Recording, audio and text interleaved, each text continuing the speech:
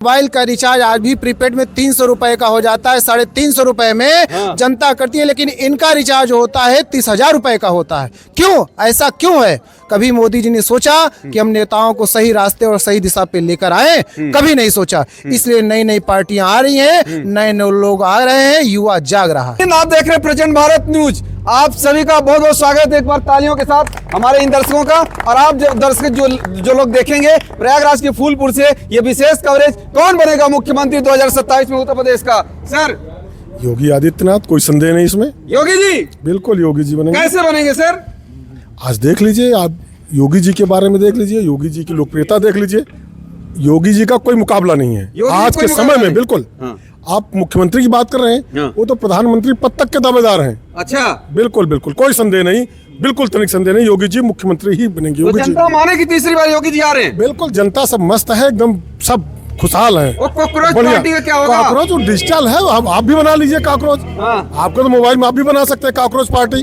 ये cockroach digital party है, उससे क्या लेना देना? ये तो ऐसे आते रहते जाते रहते। जनता पार्टी होगी? वो कुछ नहीं है, सिर्फ भारतीय जनता पार्टी, सिर्फ भारतीय जनता, सिर्फ भारतीय जनता पार्टी। आज के समय में आज जनता की जरूरत और जनता की अपेक्षा भारतीय जनता पार्टी। अच्छा सर, क्या नाम है आपका? मैं डॉक्टर विजयानंद। मैं कौन बनेगा मुख्यमंत्री डॉक्टर साहब? वो तो समय बताएगा। समय ने दृढ़ अजेयों को यहाँ गिरते हुए देखा। क्या बात है? परम सामान्य जन को शीर्ष पर चढ़ते हुए देखा। तालियां बजाइए एक बार। कोई आवश्यक नहीं है कि योगी ही बने, क्योंकि पिछली सरकारें आप देख चुके हैं। शिवराज सिंह चौहान को जिस तरह से केंद्र में भेज दिया गया, जिस तरह से वसुंधरा राजे से प्रस्ताव करा के किसी और को मुख्यमंत्री बना दिया गया, वह इतिहास उत्तर प्रदेश में भी दोहराया जा सकता है। सर आप बहुत बड़ी बात कर रहे हैं कि जिस प्रकार से मध्य प्रदेश में, यानी अगर योगी जी के नेतृत्व में यूपी जीता जाता है तो भी क्वेश्चन मार्क। बिल्कुल, राजनाथ सिंह जी को कहा जाएगा आप प्रस्ताव रखिए। और अगला मुख्यमंत्री पिछड़ी जाति का भी हो सकता है, अनुसूचित जनजाति जाति का भी हो सकता है। ब्राह्मण का नहीं होगा, क्षत्रिय का नहीं होगा, सवर्णों का नहीं होगा, क्योंकि सर्वाधिक जनसंख्या पिछड़ी जातियों की है। और वही लोग ज्यादातर जा करके वोट भी देते हैं। हमारे बहुत लोग तो घरों में बैठकर मोबाइल और टीवी चलाते हैं, भीड़ देखकर लौट आते हैं। चूंकि सर्वाधिक वोट उन्हीं से मिलता है, इसलिए अगली सरकार जो भी बनेगी उन्हीं लोगों की ही बनेगी। आप लोगों को छोड़ रही है बीजेपी? क्या छोड़ रही है? बीजेपी को हम लोग खुद ही छोड़ देंगे। अच्छा। जो स्थितियां हैं इस देश में, अगर ऐसी ही स्थिति रही तो बीजेपी को सवर्ण समाज स्वयं छोड़ देगा, और फिर यही सवर्ण समाज बसपा में जुड़ेगा। और एक समय ऐसी स्थिति भी होगी जो पिछले इतिहासों में हो चुकी है कि फिर भाजपा को बसपा की सरकार बनवानी पड़ेगी। डॉक्टर साहब आप प्रबुद्ध आदमी हैं इस समाज के जी। आप आज बताइए कि ये जो ब्राह्मण समाज या प्रबुद्ध समाज आपका, ये अब बहन जी के साथ जुड़ेगा, योगी जी के साथ जुड़ेगा, कॉकरोच जनता पार्टी के साथ जुड़ेगा, या जो राम पार्टी बनी है उनके साथ जुड़ेगा? सर कहाँ जाएंगे आप लोग? यह 2027 तय करेगा। 2027 तक जो सत्ता में हैं, अगर अपनी गलतियां सुधार लेंगे, कानून न्यायप्रिय हो जाएगा, थाना पुलिस और अधिकारी न्यायप्रिय हो जाएंगे, तो हो सकता है भाजपा के पक्ष में भी लोग हो जाएं। हाँ, संभावना है। हाँ सर, किसान क्या बोल रहा है? किसान तो इस समय बहुत परेशान है। हम लोग का राष्ट्रीय अधिवेशन एवं चिंतन शिविर हरिद्वार में 9, 10, 11 जून को हो रहा है।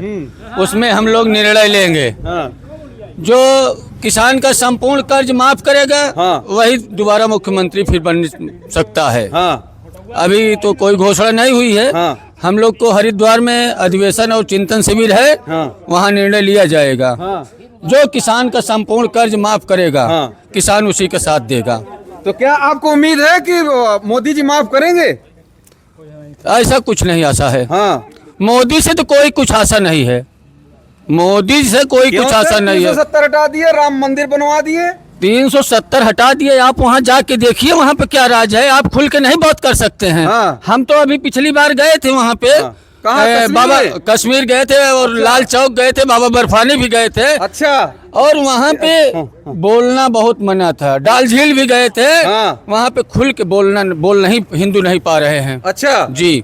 तो वहाँ से तो हिंदू भाग गए हैं कश्मीर से, पलायन कर गए हैं। जो भी पर्यटक जा रहे हैं वो भी नहीं बोल पा रहे हैं वहाँ पे। अच्छा, जी, डर करके, डर के बोलते हैं वहाँ पे। अच्छा, हम तो देख के आए हैं ना हाँ, वहाँ पे, इसलिए अब कि हम लोग भी निर्णय लिए हैं 1 तारीख को जाएंगे, 4 को दर्शन करेंगे, फिर वहाँ से 5 को वापस आ जाएंगे। हम उत्तराखंड में घूमेंगे, अच्छा। लेकिन हम श्रीनगर और कश्मीर नहीं घूमेंगे। हाँ। जी, अभी आ रहा है चुनाव, अभी जैसे चुनाव आएगा स्कूटी फ्री मिलेगी और 300-300 400-400 यूनिट बिजली फ्री मिलेगी, पैसा अलग मिलेगा, सब बहुत सारा अनाउंसमेंट हो गया। तो लोभी के गांव में लबार भूखे नहीं मरेंगे। हाँ। लोभी के गांव में लबार भूखे नहीं मरेंगे। हाँ, हाँ। हाँ, तो हम आपको खिला देंगे और हम 5 साल राज करेंगे, आप हमारे पीछे घूमिए। जी, तो यही तो हमारे साथ हो रहा है ना। हाँ। तो किसान अपना अगर चेत ले, अपने मुठा में आ जाए, हाँ। तो इनको हम राइट टाइम कर सकते हैं। अच्छा, जी, हो सकता है कि जून में जो मेरा राष्ट्रीय अधिवेशन है, हाँ। उसमें हम लोग बहुत बड़ा निर्णय लेके आएंगे। कर जाते हैं आप लोग? नहीं, 18 महीने में इनको हमें पहली बार किसान ही ने मोदी को झुकाया है। अच्छा। उसके बाद पहले कोई नहीं झुका पाया था। हाँ। 18 महीने में किसान ही ने झुकाया है। एक पैर पे उन्होंने आके माफी मांगा था कि किसान देवता मुझे माफ कर दीजिए, हो सकता है मेरी तपस्या में कोई गलती हुई है। मोदी जी कहते हैं कि हस्तरेखा में लिखा हुआ जब तक मैं सत्ता में बैठूंगा तब तक पूर्ण बहुमत के साथ बैठूंगा। और बताइए सर। ये तो उनके हस्तरेखा में अभी पूर्ण बहुमत में है। हाँ। अभी पूर्ण बहुमत में है। अभी अगर पाया खिसक जाए तो चले आएंगे नीचे। कौन सा पूर्ण बहुमत में है उनका? हाँ। कौन सा पाया मजबूत है उनका, हमको आप बताइए। कोई मजबूत है पाया? सब साथ अभी में चंद्रबाबू नायडू हट जाए, पलटू चाचा हट जाए, तो कब तक उनकी सरकार बनी रहेगी? हाँ, हाँ। है कोई आशा उनकी सरकार की? कोई जी सर। आशा नहीं है। हाँ। जी जय सर। जवान जय किसान। कौन बनेगा मुख्यमंत्री 2027 में? 2027 उसी का होगा जो हमारे सवर्ण समाज की राह को आसान करेगा। अच्छा, किसी ने अगर हमारे सवर्ण समाज की राह को अगर कठिन किया, हाँ। तो उसकी राह बहुत कठिन होने वाली है। अच्छा, अच्छा। और इस राह में बहुत सारी बाधाएं हैं जिनको हटाने का धीरे धीरे कार्यक्रम शुरू हो चुका है। बहुत सारी छोटी छोटी पार्टियां हमारे समाज की हैं, हाँ। कि जो आज मुख्य धारा में जुड़ कर एक विशाल वटवृक्ष बनने की कगार पे हैं। धीरे धीरे या तो चेत जाइए, हाँ। नहीं तो आपको ये बताना पड़ेगा कि आपने समाज में क्या किया, कैसे किया और क्यों किया। सर, ये कॉकरोच जनता पार्टी क्यों आई? ये क्या काकरोच, करेगी ये सीजेआई साहब के एक बयान के ऊपर हाँ। काकरोच जनता पार्टी का निर्धारण हुआ। हाँ। ये सब तिलचट्टे हैं जो समाज में घूम रहे हैं, जिनको लोग कह रहे हैं कि ये कुछ भी नहीं है। हाँ। समाज के युवा वह रास्ता है हाँ। जो किसी समाज की दिशा तय करते हैं, रास्ता तय करते हैं। और ये काकरोच जनता पार्टी एक युवा विदेश में बैठा हुआ है, हाँ। जिसने सीजेआई के एक शब्द पर हाँ। इतनी बड़ी पार्टी खड़ी कर दिया, जिसका नाम भी इतना अजीब रखा है हाँ। कि तिलचट्टा जो है जमीन के अंदर घुस करके भी हाँ। वो मरता नहीं है, फिर बाहर आता है, फिर अंदर जाता है, लेकिन वो अपना रास्ता नहीं छोड़ता बनाना। मारने से भी नहीं मरता? मारने से भी नहीं मरता। उसके लिए एंटीसेप्टिक क्रीम भी बनाई गई है। अच्छा। वो भी काम नहीं आती है। इस पे भी बनाई गई? इस पे भी बनाया गया, वो भी काम नहीं। इसलिए आने लेकिन वाले फिर भी नहीं मरता है? वो मरेगा नहीं ना, उसका स्वभाव ऐसा है। अच्छा। ये जितने समाज में हमारे युवा जो घूम रहे हैं, जो तिलचट्टे? हाँ, जो तिलचट्टे जो अनएम्प्लॉयमेंट में हैं, हाँ। जिनके लिए 2014 से आज तक सारे एम्प्लॉयमेंट को बंद कर दिया गया। हाँ। बेरोजगारी में इतने वो त्रस्त हैं कि अपनी बात कहीं कहें तो उनको लाठियों से स्वागत किया जा रहा है। हाँ। उनकी बात कहने से उनको रोका जा रहा है। तो ये तिलचट्टों का एक समूह है जो समाज को रास्ता दिखाने का काम करेगा। हाँ। बहुत बड़े बदलाव हुए हैं। आप बंगाल देख लीजिए, बांग्लादेश देख लीजिए, म्यांमार देख लीजिए, हाँ। नाम्बिया देख लीजिए। हाँ। ये सब इसके जीते जागते उदाहरण हैं। हाँ।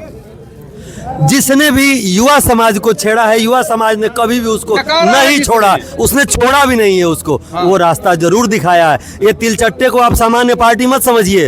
ये देश की दिशा तय करेंगे, देश की आने वाले भविष्य की अच्छाइयों को तय करेंगे, देश की जनता को रास्ता दिखाएंगे। और ये जो यहाँ के नेता इस देश को जो घुन की तरह चाट रहे हैं, ये उस कोड से इस जनता को निकालेंगे और एक समाज को अच्छी दिशा और दिशा देंगे।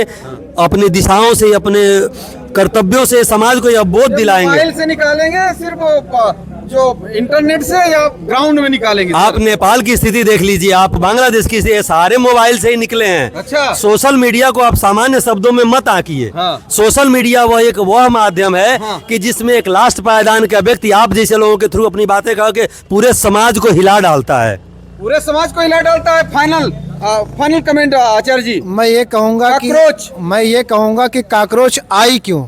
कभी भी सत्ता पक्ष पार्टी ने ये सोचा कि दूसरी विपक्षियां नई नई पार्टियां बन क्यों रही हैं, क्यों ऐसा हो रहा है। मैं कहता हूं कि मोदी जी ने कहा था मैं इतने करोड़ सर्विस दूंगा, इतने नौकरियां बांटूंगा, और लोगों के खाए हुए पैसे जो मेहनत करके सर्विस में आए वो पूरा उनका तनख्वाह खा गए। मैं कहता हूं क्यों अपने नेताओं से नहीं कहते कि आप पेंशन छोड़ दीजिए, क्यों आलीशान मकान में आप लोग रहते हैं, अपनी अवस्थाओं को बदल लीजिए। कभी नहीं कहेंगे ये, सिर्फ कहते हैं जनता के प्रति।